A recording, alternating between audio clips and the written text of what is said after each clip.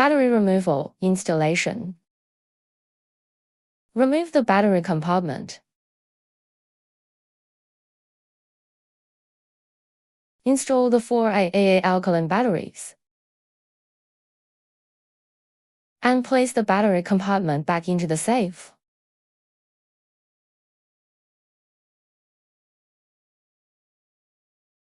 Silent mode. Press and hold the 1 button until the scanner's green light flashes once. Release the button, and silent mode will be enabled. Time setting. Press and hold the 4 button to enter the time setting mode. The display will indicate the time setting mode. Press the 1 button to switch between adjusting hours and minutes.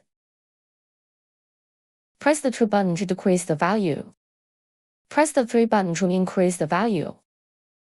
Press the 4 button to save the settings and exit the time setting mode. USB power supply.